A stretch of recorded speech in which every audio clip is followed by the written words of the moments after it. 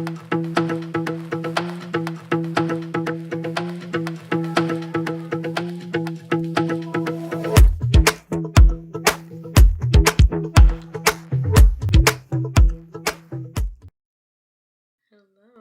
welcome back to another video. Today I'm come to talk about the Sserafim's debut mini album, Fearless.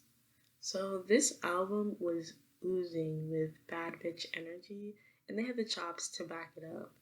Before listening to the album, I did not know anything about the Sserafim, but their album really speaks for itself and allowed me to understand what the group is all about. So let's get into it.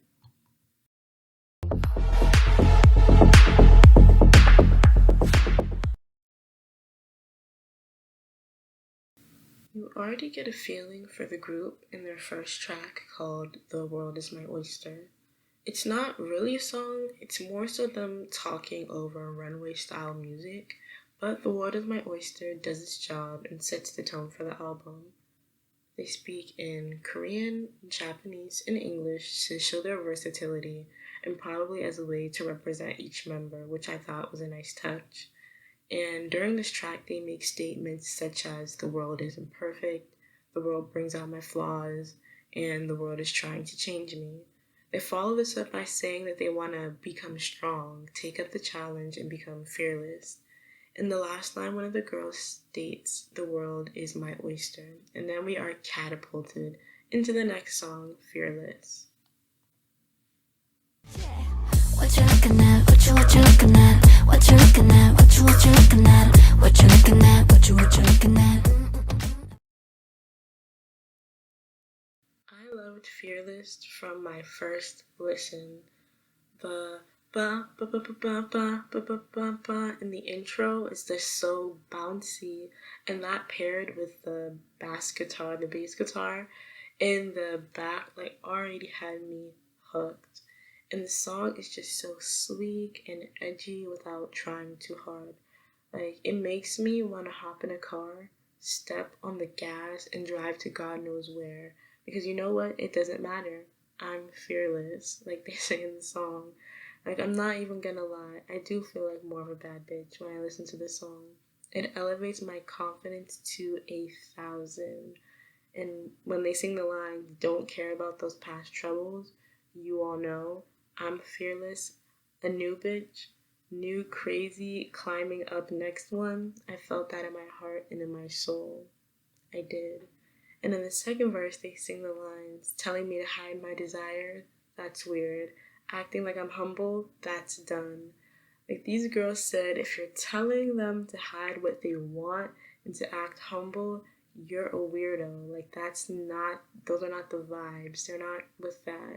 And like, why do I feel like this should be the unofficial song of 2022? I feel like this is very much the energy we should all be carrying. We should. Listen, if I see you in the streets listening to this song, I know you're a bad bitch and you don't play. I want to see everyone that listens to this song exuding confidence, chasing their dreams, chasing their desires. And you know what? I'm going to hold myself to that too. I am. But all in all, this is a solid debut track and a great way to introduce yourself to the world. On to the next.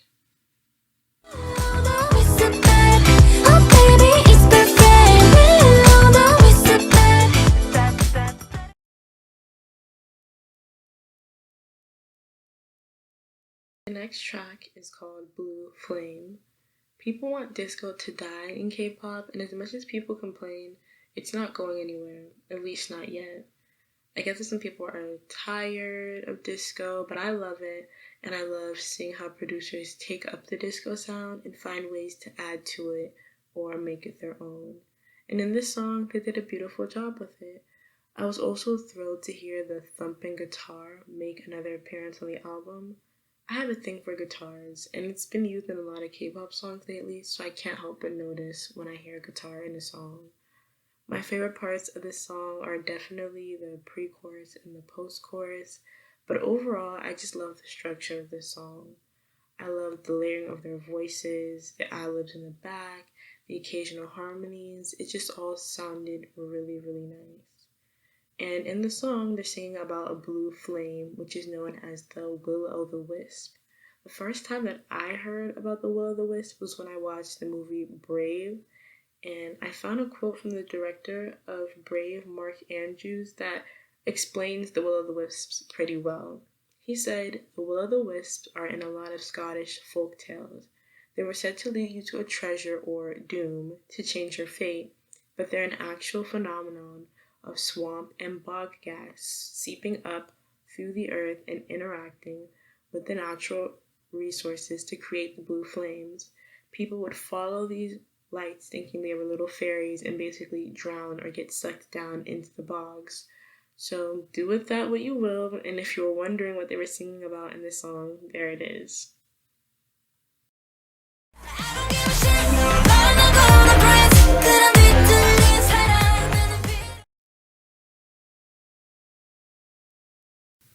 The next track is called The Great Mermaid. On every album, there's that one B-side that could give the title track a run for its money, and this is it. This is the one. The pre-chorus of this song is so delicious. It levitates me into another dimension, and I'm not even joking. It actually happened. I don't know how to properly express my love for pre-choruses because they're simple, yet they do so much. Sometimes they prepare the listener for a beat drop, a key change, or something radical and unexpected to happen. And in this song, the pre-chorus isn't super dramatic, but I love the way it felt and the way it led into the chorus. The way that the girl sings the line, "I'm living my life," in the first line of the pre-chorus is just so beautiful. And then the rest of the pre-chorus builds and then sends you into the chorus where the first line is, "I don't give a shit," which caught me off guard. I was honestly very surprised by how much they allowed them to curse in this album, but I was loving it. I was definitely not complaining. And my favorite line of this song was, "I don't give a shit, no love, no golden prince, I don't need such twisted love."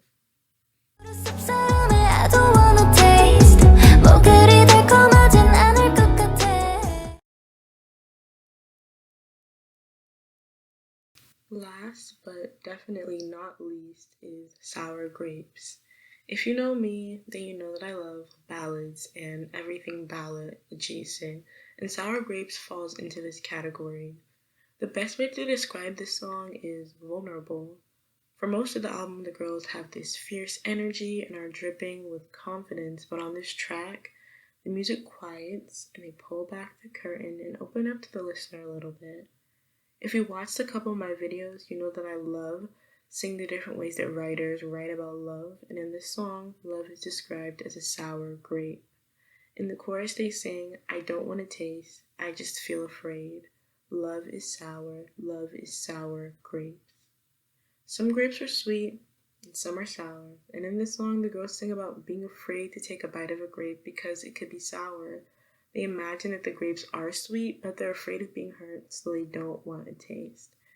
I love that they added this song to the album because I think it's a song that listeners can relate to, and it definitely adds an extra layer to the girls.